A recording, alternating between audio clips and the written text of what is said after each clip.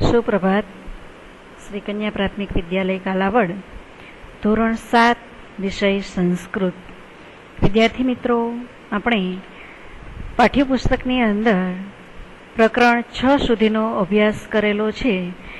એમાંથી માનું છું કે તમે બધાએ જે હોમવર્ક મોકલવામાં આવેલું છે તે બધું જ હોમવર્ક પાકી બુકમાં જ લખવાનું છે. વિદ્યાર્થી મિત્રો, તમારે કોઈએ સ્વાપોથી ખરીદી કરવાની જરૂર નથી. અમે લોકો અહીં સ્વાપોથી પેજનું હોમવર્ક તમને આપીશું. એ તમારે પાકી બુકની અંદર લખવાનું છે, કારણ કે તમે સંસ્કૃતમાં ક્વેશ્ચન જાતે લખો અને જાતે જવાબ લખી શકો એની પ્રેક્ટિસ માટે થઈ અને આપણે પાકી બુકમાં લખાવડાવીએ છીએ. એટલા માટે થઈ અને તમારે લોકોએ પાકી બુકની અંદર જ બધા હોમવર્કો કરવાના છે. કોઈ પણ લેક્ચર તમને કદાચ અમારાથી ન મુકાયો હોય અથવા ટેકનિકલ ખામીને લીધે કોઈ લેક્ચર તમારા સુધી ન પહોંચી શક્યો હોય તો યુટ્યુબમાં સર્ચ મારી અને કોઈ પણ પાઠ તમારાથી જોવાનો બાકી રહી ગયો હોય તો એ તમે યુટ્યુબમાં કન્યા પ્રાઇમરીનો જે લોગો છે એ સર્ચ મારી અને એના આધારે તમે તમારો બાકી રહી ગયેલો લેક્ચર છે જોઈ શકો છો અને બાકી રહી ગયેલા પાઠનો અભ્યાસ તમે કરી શકો છો. અને બીજું કે હોમવર્કમાં પણ કદાચને કોઈને પૂર્ણ રીતે ન મળી શકેલું હોય તો વિદ્યાર્થી મિત્રો અંદરો અંદર એકબીજા પાસેથી મંગાવી લઈ અને હોમવર્ક પૂર્ણ કરજો. ઘણી વખત એવું બને છે કે અમારાથી લેક્ચર સેન્ડ થઈ ગયેલો હોય અને તમે પ્રાપ્ત કરી શક્યા ન હોય તો એ પણ તમે યુટ્યુબમાં જોઈ અને લિંક છે ખોલી અને એના દ્વારા તમે લેક્ચર છે એ મેળવી લ્યો. કારણ કે અહીંયાથી તમને જે લેક્ચર મૂકવામાં આવેલે છે તે બધા જ લેક્ચર પાઠનો ક્રમાંક નંબર, પ્રકરણ નંબર 6, પ્રકરણ નંબર 7 એ પ્રમાણે તો આપવામાં આવેલો જ છે, એટલે એના દ્વારા પણ અભ્યાસ કરી લેજો. હવે આપણે પ્રકરણ 7 તરફ આગળ વધીએ. પ્રકરણનું નામ છે વિશ્વાસઃ ન એવ કર્તવ્યઃ. વિદ્યાર્થી મિત્રો, અહીંયા પાઠના નામની અંદર એક શબ્દ તમને સંધિ સૂચવે છે, તો આપણે એ સંધિ જોઈએ. ન એવ શબ્દ છે એમની સંધિ છે ન પ્લસ એવ. આ રીતે એની સંધિ છૂટી પડશે. તો આ રીતે સંધિ સૂચક શબ્દો સમજતા જજો. શબ્દાર્થ પણ પાકી બુકમાં લખી લેજો. ત્યાર પછી એક એક પેરેગ્રાફનો અનુવાદ છે તે લખજો, જેથી કરીને પરીક્ષામાં તમને એક પેરેગ્રાફ જ પૂછાય છે. ફોર એક્ઝામ્પલ, આ એક પેરેગ્રાફ તમને પૂછાયેલો હોય તો તમારે આટલો જ પેરેગ્રાફ લખી અને અનુવાદ લખી લેવો, જેથી કરીને તમને પરીક્ષામાં પણ સરળતા રહે. જેમ તમે હિન્દીમાં અને ગુજરાતીમાં ચિત્રવાર્તા સમજો છો એ જ રીતે અહીંયા પણ ચિત્રવાર્તા આપવામાં આવેલી છે.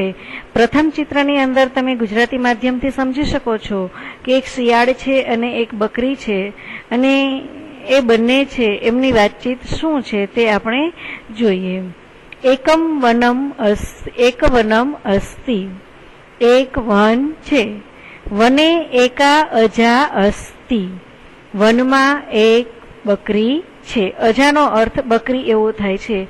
વિદ્યાર્થી મિત્રો, વ્યાકરણની માહિતી તમને આપું તો તમે ગ્રામરના જે લેક્ચરો જોયા એમાં આપણે સ્ત્રીલિંગ પુલ્લિંગ નામ છે એવી માત્ર બેઝિક માહિતી આપવામાં આવેલી છે, પરંતુ અહીંયા તમને કારાંત નામ છે એ જ સમજાવી દઉં છું.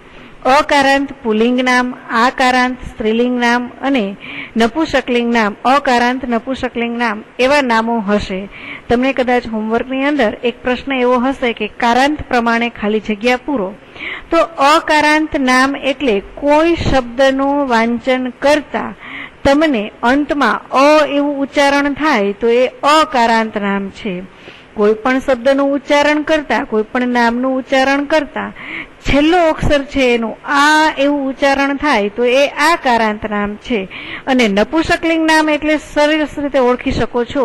અહીંયા તમે જુઓ વનમ, તો વનમમાં મ હલંત છે એટલે અકારાંત નામ જ છે, પરંતુ વલંત એટલે નપુંસકલિંગ અકારાંત નામ થશે. એટલે કોઈ પણ હલંત નામવાળા જે શબ્દો હશે એમાં લાસ્ટ છેલ્લો અક્ષર છે એ હલંત જ હશે, જેથી કરીને અકારાંત નપુંસકલિંગ કહી શકાશે. એટલે વિદ્યાર્થી મિત્રો, અહીંયા તમને અજા નામ આપવામાં આવેલું છે. તો આ અજા વાંચન કરતા આપણને પાછળ આ વંચાય છે, એટલા માટે એ આકારાંત સ્ત્રીલિંગ નામ છે. કારણ કે અજા વાંચતા આ વંચાય છે, ખાસ સાંભળજો. એટલે આકારાંત સ્ત્રીલિંગ નામ. તો એ જ પ્રમાણે તમને ખાસ એક આપું છું. તમે આખા પાઠની અંદર જોશો તો એક, એકા, એકમ એવા શબ્દો છે તમને મળશે. તો કયા નામની આગળ આપણે એક લગાડી શકશું, કયા નામની આગળ આપણે એકા લખી શકશું, કયા નામની આગળ આપણે એકમ લખી શકશું, એ પ્રમાણે તમે અહીંયા સાથે સમજતા જજો. પાઠની અંદર પણ હું તમને માહિતી આપતી જ જોઉં છું. હવે અજા આપેલું હોય તો આપણે અત્યારે સમજી જ શકીએ છીએ પાઠને આધારે જ કે આગળ એકા લગાડી શકશું, કારણ કે એકા સ્ત્રીલિંગ નામ છે. એટલા માટે થઈને વને એકા અજા અસ્તિ, વનમાં એક બકરી છે. સા સ્વસ્ય પુત્રમ વદતી, શા એટલે સંસ્કૃતની અંદર પણ જેમ અંગ્રેજીમાં હી શી ઇટ હોય એમ સંસ્કૃતની અંદર પણ સાનો મિનિંગ તેણી એવો થાય છે. તેણી સ્વસ્ય એટલે પોતાના, પુત્રમ પુત્રને વદતી કહે છે. પુત્ર અહમ વહી ગચ્છામી. હવે અહીંયા વદતી અને ગચ્છામી આ તો તમને જે વ્યાકરણનો આપણે કોર્સ ચલાવ્યો એમાં તમને સમજાવી દેવામાં આવેલું છે. વર્તમાન કાળ પરસ્મય પદના પ્રત્યયો છે, તેનો ઉપયોગ ત્રીજો પુરુષ હોય ત્યારે થાય. અને અહીંયા શા સ્વયં પુત્રમ વદતી એટલે પોતાના પુત્રને કહે છે, એટલે ત્રિ પ્રત્યય લાગશે. અહીંયા બકરી પોતે બોલે છે એટલા માટે મી પ્રત્યય લાગશે. પહેલો પુરુષ એક વચનનો પ્રત્યય ગચ્છામી એટલે કહે છે પુત્ર, અહમ એટલે હું, બહિ એટલે બહાર, ગચ્છામી એટલે જાઉં છું, હું બહાર જાઉં છું. અહમ શીઘ્રમ આગચ્છામી, હું ઝડપથી પાછી આવું છું. ગચ્છામી એટલે જવું અને આગચ્છામી એટલે આવવું. આ વિરોધી શબ્દ છે એટલે આ પણ યાદ રાખજો. અત્ર એવ તિષ્ઠતું, અહીં જ રહે છે. તિષ્ઠતું એટલે રહે છે, અહીં જ રહે છે. હવે આપણે પેરેગ્રાફ નંબર 2 પર જઈએ. અજા વનમ ગચ્છતી, બકરી વનમાં જાય છે. શિશુ અપી અનુસરણમ કરોતી, શિશુ એટલે કે બકરીનું બચ્ચું એટલે બાળક. અહીંયા પ્રથમ પેરેગ્રાફમાં એમણે પુત્ર કહીને ઉદ્દેશેલું હતું, બીજા પેરેગ્રાફમાં બાળક. બાળક પણ અનુસરણમ કરોતી એટલે કોઈ પણ માતા છે બાળકને કંઈ પણ સૂચન આપીને જાય તો બની શકે એવું કે બાળકને એકલા રહેવું ગમે નહીં, એટલા માટે બાળક પણ અનુસરણ કરે છે. એટલે બાળક એમની માતા કહે છે કે તું અહીંયા જ રહેજે, પરંતુ એમને બીક લાગતા એ પોતાની માતા જ્યાં જાય છે એમની માતાને ખબર ન પડે એ રીતે તે છાનું માનું એમની પાછળ પાછળ જાય છે. અનુસરણ કરવું એટલે પાછળ પાછળ જવું અથવા તો અનુસરણ કરવું એમ લખો તો પણ ચાલે. બાળક પણ અનુસરણ કરે છે. શિશુ માર્ગમ વિસ્મરતી, બાળક માર્ગ ભૂલી જાય છે. માતા ક્યાંક આગળ નીકળી જાય છે અને બાળક થોડું પાછળ રહી જતા તે બાળક માર્ગ ભૂલી જાય છે. અતઃ સહ રોદિતી, અતઃ એટલે આથી, સહ એટલે તે, રોદિતી એટલે રડે છે, આથી તે રડે છે. શૃંગાલહ શિશુમ પશ્યતી, શૃંગાલહ એટલે શિયાળ, બાળકને પશ્યતી એટલે જુએ છે, શિયાળ બાળકને જુએ છે. સહ સુકોમલમ માસમ ખાદિતુમ ઈચ્છતી, અહીંયા વિદ્યાર્થી મિત્રો ખાદિતુમ આ કૃદંત છે, પરંતુ ધોરણ 8 ની અંદર તમને કૃદંત શીખવવામાં આવશે. તુમ પ્રત્યય એટલે કે જે ખાવાની ઈચ્છા ધરાવે છે એટલે એમને કૃદંત લાગુ પડેલું છે. એટલે એ પ્રત્યયો માટે અત્યારે તમે અનુવાદ તરફ ધ્યાન આપજો, કારણ કે કૃદંત તમારે ધોરણ 7 ની અંદર શીખવાના આવતા નથી, પરંતુ કોઈ શબ્દ છે પાઠમાં મૂકવો પડે છે એટલા માટે અહીંયા મુકાયેલો છે, એટલે તમને હું માહિતગાર કરું છું. સહ સુકોમલમ માસમ ખાદિતુમ ઈચ્છતી, સુકોમલ એટલે કોમળ, કારણ કે નાનું બચ્ચું છે તો એ નાના બચ્ચાનું માંસ પણ કોમળ હોય ને, એટલે કહે છે તે સુકોમળ માંસ ખાવા ઈચ્છે છે. તે એટલે કોણ અહીંયા? તે એટલે કે શૃંગાલ. શૃંગાલ છે એ નાનકડા બાળકને જુએ છે અને શિયાળ માંસ ખાય છે એટલા માટે તે કોમળ માંસ ખાવા ઈચ્છે છે. ત્યાર પછી આગળ જોઈએ આગળના પેરેગ્રાફમાં. શૃંગાલઃ વદતી. હવે શિયાળ છે, એમને ઈચ્છા થઈ છે માંસ ખાવાની, એટલા માટે એ બાળક પાસે જાય છે અને બોલે છે. શૃંગાલઃ વદતી, શિયાળ બોલે છે. ભવાન કહ કિમર્થમ રોદિતી. બે પ્રશ્ન પૂછે છે એમને. ભવાન એટલે કે આપ કોણ છો? કિમર્થમ રોદિતી, શા માટે રડો છો? આપ કોણ છો અને શા માટે રડો છો? સમસ્યામ જ્ઞાત્વા અતિ કરુણતયા સહ વદતી. સમસ્યામ એટલે એને શિયાળે પૂછ્યું, એટલે બકરીના બચ્ચાએ એમને બતાવ્યું કે હું બકરીનું બચ્ચું, મારી માતા આગળ ગઈ છે અને હું ભૂલું પડી ગયું છું અને પાછળ રહી ગયેલું છું. આ સમસ્યા જાણી જાય છે. કોણ? શિયાળ. એટલે સમસ્યા જાણીને અતિ ખૂબ જ કરુણતાથી એટલે દયાપૂર્વક સહવદતી તે બોલે છે. જો અહીંયા આ પણ હજુ શિયાળ જ બોલે છે.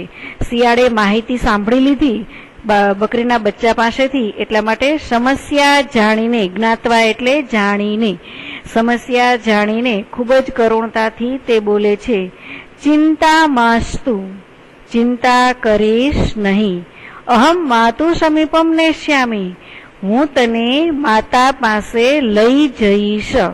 અહીંયા નેષ્યામી ભવિષ્યકાળ સૂચવવામાં આવેલો છે, ખાસ યાદ રાખજો. હું તને માતા પાસે લઈ જઈશ. મયા સહ ચલતું, મારી સાથે ચાલ. સા મમ પરિચિતા અસ્તિ, તેણી મને ઓળખે છે. એટલે શિયાળ એવું કહે છે કે બકરી મને ઓળખે છે, તેણી મને ઓળખે છે, એટલા માટે ચાલ હું તને તારી માતા પાસે લઈ જાઉં. તો આ તમને પ્રશ્ન આવે તો અહીંયાથી તમે જવાબ છે શોધીને લખી શકશો. શૃંગાલઃ કા વદતી, તો શૃંગાલ છે એ સમસ્યા જાણી સમસ્યામ જ્ઞાત્વા અતિ કરુણતયા સ વદતી.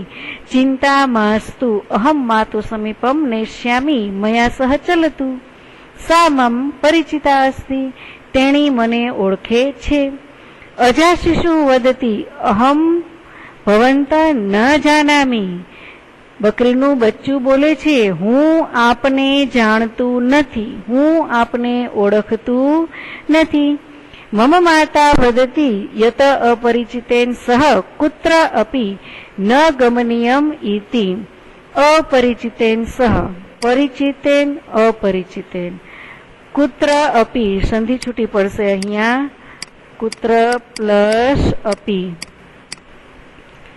એટલે કહે છે મારી માતા બોલે છે. યત એટલે જેને, અપરિચિતેન એટલે ઓળખતા ન હોઈએ, સહ કુત્ર અપી ન ગમનીયમ તેમની સાથે ક્યારેય પણ ન જવું જોઈએ.